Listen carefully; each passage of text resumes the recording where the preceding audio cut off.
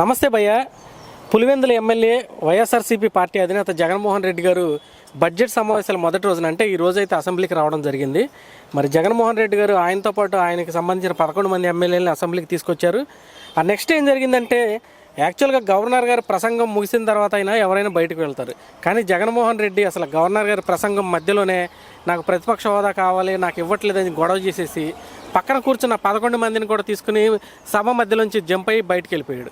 So Jaganmohan Reddy గారికి నిన్నటి వరకు కూడా వైఎస్ఆర్సీపీ పార్టీ వాళ్ళు ఇచ్చినటువంటి ఎలివేషన్లు మీకు తెలిసే ఉంటుంది. శాసనసభకు వస్తున్నాడు, అసెంబ్లీ సమావేశాల్లో కడిగేస్తాడు, మిమ్మల్ని అందరినీ చెడుగుడు ఆడేస్తాడని చెప్పేసి మాట్లాడిన వాళ్ళు ఈరోజు అసలు జగన్మోహన్ రెడ్డి గారు కనీసం ఒక 10 నిమిషాలు కూడా సభలో లేకుండా ఎమ్మెల్యేలు తీసుకుని బయటికి పారిపోవడాన్ని మీరు ఏ విధంగా చూస్తారు? దీనిపైన అసలు మీ రియాక్షన్ ఏంటి? ఏమండి, 11 నిమిషాలు ఉన్నారు ఆయన. వైసీపీ అధినేత అనమాట. వైఎస్ఆర్సీపీ అధినేత కాదు ఆయన. శివకుమార్ అనే ఆయన పెట్టిన పార్టీ లాక్కుని ఈయన అధ్యక్ష అయ్యాడు పాపం. సో ఇక నుంచి ఏమని పిలవాలంటే వైసీపీ లాక్కున్న పార్టీ అధ్యక్షుడైన పులివెందుల ఎమ్మెల్యే జగన్మోహన్ రెడ్డి. ఓకే, ఈరోజు అసెంబ్లీకి వచ్చారు. ఎందుకు వచ్చారు? 60 రోజులు కంటిన్యూస్గా రాకపోతే అసెంబ్లీ నుంచి వితౌట్ ప్రయర్ ఇన్ఫర్మేషన్ అంటూ ఒంట్లో బాగాలేదో లేకపోతే ఏదోటి లేకుండా రాకుండా ఉంటే అది బై ఎలక్షన్ వస్తుందని చెప్పి రఘురామకృష్ణరాజు గారు ఎవరైతే ఈయన హింస పెట్టారో, ఎందుకు హింస పెట్టారో అని అంటారు.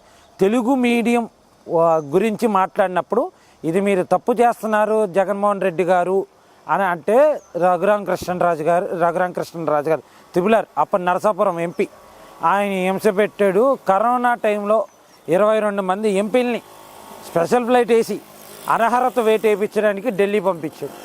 అది మనసులో పెట్టుకుని అప్పుడు ఆయన తెలుగు అనే దానికి హింస పెట్టాడు. ఈయన ఏం చేశారు ఇప్పుడు? అసలు ఇలాంటి వాళ్ళు అంటే ఇప్పుడు 175 మంది పాలించగలరు. ఆంధ్రప్రదేశ్లో 6 కోట్ల మంది ఉన్నా, ఎంతమంది ఉన్నా పాలించడానికి 175 మందికి ఎందుకు ఇచ్చారు ప్రజలు? వాళ్ళు మన భవిష్యత్తు ప్రజల సమస్యలు తీర్చుకోవడానికి, తెలియజెప్పడానికి.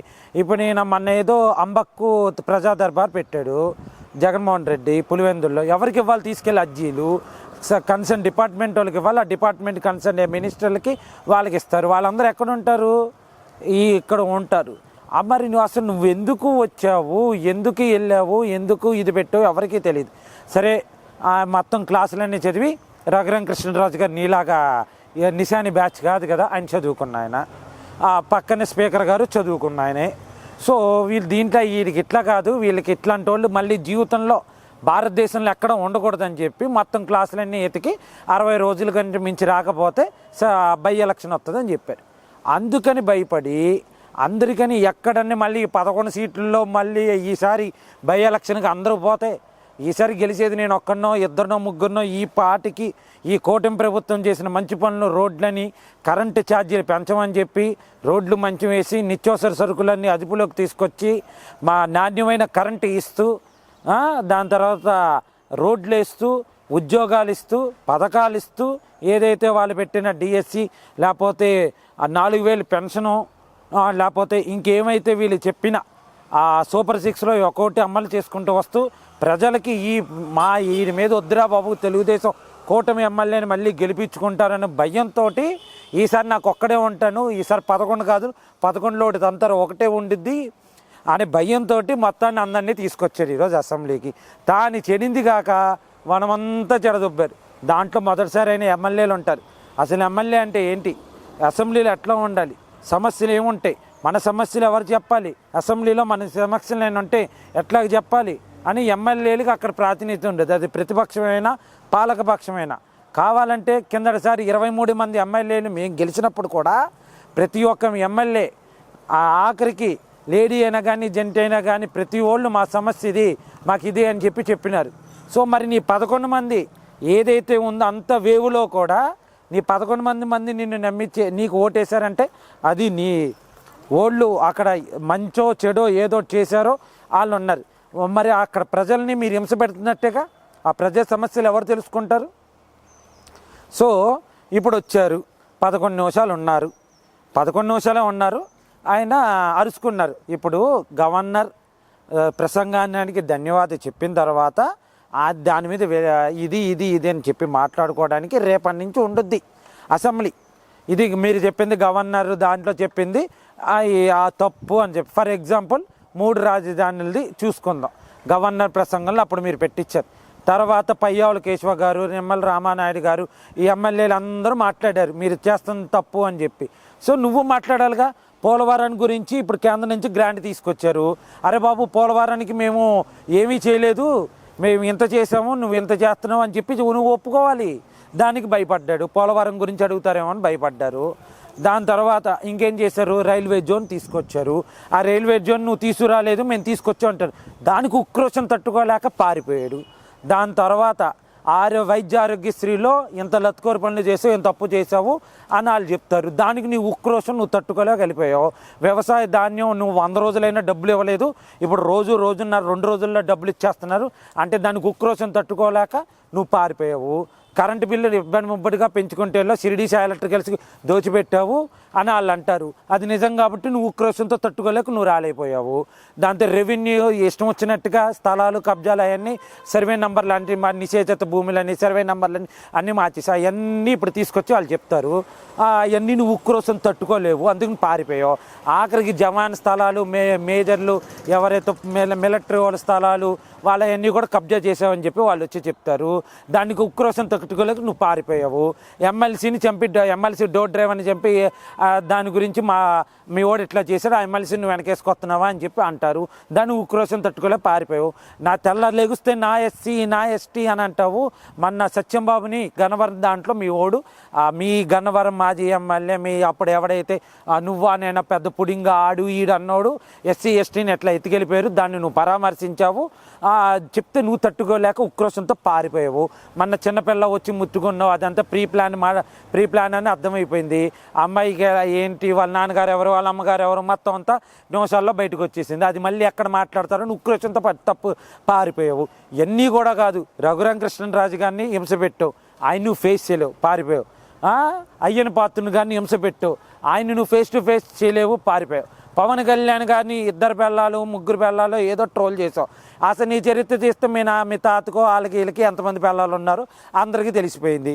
వీళ్ళ చరిత్ర తీయాలంటే పాలేగాళ్ళు అనేది ఒకటి ఉండిద్ది, చెక్ చేసుకోండి గూగుల్లో. దాంట్లో 67వ పేజీలో మన జగన్మోహన్ రెడ్డి గారి తాతల గురించి వాళ్ళ గురించి అంతా వస్తుంది. సో దాని గురించి ఎక్కడైనా మాట్లాడతారేమో. పవన్ కళ్యాణ్ వాళ్ళు ఎక్కడైనా పవన్ కళ్యాణ్ గారు మాట్లాడినని చెప్పారు, కానీ నీకు నువ్వు ఊహి తీసుకుంటావు కదా, ఆలోచనేషన్ ఉంది కదా నీకు, అది ఎక్కడ ఏమంటారని చెప్పి దానికి పారిపోయావు. మళ్ళీ ఇప్పుడు ఈవీఎం ట్యాంపరింగ్ అన్నావు, అదన్నావు, ఇన్నాను, నేను లేస్తే మనిషిని కాదన్నావు, అదన్నావు, ఇదన్నావు. ఇప్పుడు ఈవీఎం కాదు కదా, బ్యాలెట్టే కదా, ఎమ్మెల్సీ ఓటింగ్ జరుగుతుంది కదా, ఆ ఎమ్మెల్సీ ఓటింగ్ గురించి ఇప్పుడు నువ్వు ఈవీఎం లేదు కదా బ్యాలెట్టే అంటారు కదా, దానికి నువ్వు క్యాండిడేట్ని ఎందుకు నిలబెట్టలేదు అంటారేమో అని చెప్పి దానికి ఉక్రోషం తట్టుకోలేక పారిపోయావు. ఇప్పుడు కౌన్సిల్లో నీకేదో బలం ఉంది, అది ఉంది, ఇది ఉంది అని అంటున్నావు కదా. ఆ కౌన్సిల్లో వచ్చి లోకేష్ గారు మాట్లాడుతుంటే ప్రతి సబ్జెక్ట్ మీద కన్సర్న్ డిపార్ట్మెంట్ మినిస్టర్లు నువ్వు ఇంత అవినీతి చేశారు మీ వాళ్ళు అని చెప్పి చెప్తుంటే ఆ ఉక్రోషం తట్టుకోలేక పారిపోయావు. జలజీవన్ కింద ఈ 2,000 కోట్ల రూపాయల కేంద్రం నుంచి డబ్బులు తీసుకున్నావు, ఏమీ చేయలేవు, మనకన్నా ఉత్తరప్రదేశ్ కింద నుంచి 6వ ప్లేస్లో ఉన్నారని అంటారేమో అని చెప్పి ఉక్రోషం తట్టుకోలేక పారిపోయావు. ఆఖరికి ఇప్పుడు గట్లు ఏదైతే చెరువు కాలువలు ఉంటాయి కదా, బందర కాలువ, ఏలూరు కాలువ, ఈ గట్లన్నీ సంవరించను అని లస్కర్లు అంటారు అటండి. ఆ లస్కర్లకి జీతం డబ్బులు ఇవ్వలేదు అని చెప్పి ఎక్కడ వాళ్ళు అంటారేమో అని చెప్పి ఉక్రోషం తట్టుకోలేక పారిపోయావు. అసలు అమరావతిలో అది ఐకానిక్ టవర్స్ దగ్గర నీళ్లు ఉన్నాయంట, ఆ నీళ్లు తోడడానికి 88 లక్షల రూపాయలు జీవో ఇచ్చి ఆర్డర్ ఇచ్చి నీళ్లు తోడిస్తున్నారు. అక్కడ చేపలు వచ్చినాయి అంటున్నారు. సో అది ఎక్కడ మళ్ళీ అమరావతిలో ఇసుక దెబ్బలు అట్లాగా సిమెంట్ బస్తాలన్నీ అక్కడ ఉండిపోయినాయి. ఐరన్ స్టీలు ఐరన్ ఆ బిల్డింగ్లన్నీ ఎట్లా మాడిపోయినాయో ఎట్లా పాడైపోయినాయో అవన్నీ అది ఎక్కడ చెప్తారేమో అని చెప్పి అమరావతి గురించి ఉక్రోషం తట్టుకోలేక పారిపోయావు.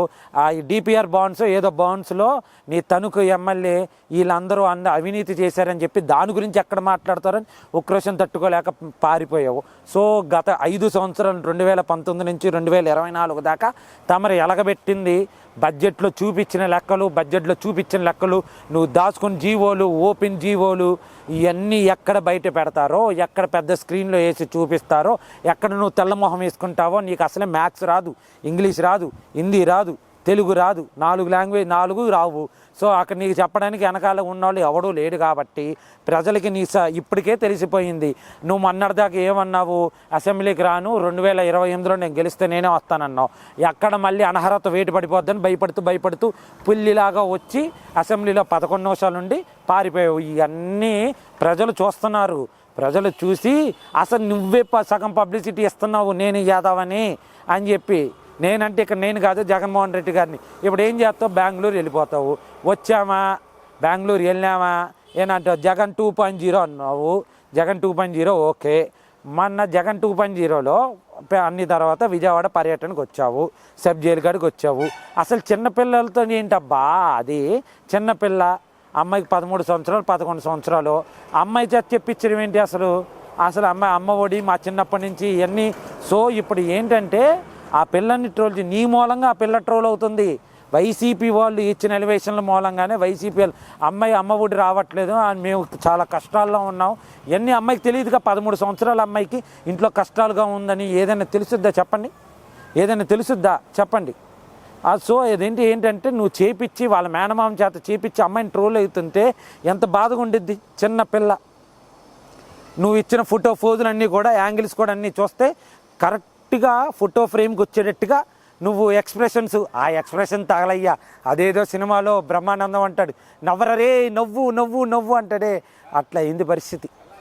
అది ఆఖరికి ఏంటంటే వచ్చావా 11 నిమిషాలు ఉన్నావా, మళ్ళీ 11 నిమిషాలు అండి, అయితే 15 ఉండాలి లేకపోతే 12 ఉండాలి.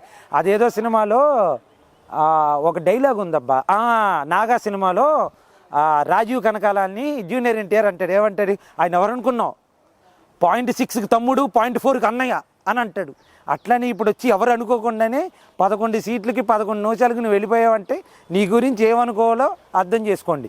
నువ్వు చేసినవన్నీ ఎక్కడ బయటపడతారో అని ఉక్రోషంతో, అందుకని నువ్వు అసెంబ్లీకి రాను, నాకు ప్రతిపక్ష హోదా కావాలి, 18 సీట్లు వస్తే ప్రతిపక్ష హోదా ఇస్తారు, నీ 11 సీట్లు వచ్చినాయి కాబట్టి సో నీకు ప్రతిపక్ష హోదా రాదని ప్రజలు చెప్పారు. వీళ్ళెవరు చెప్పడానికి?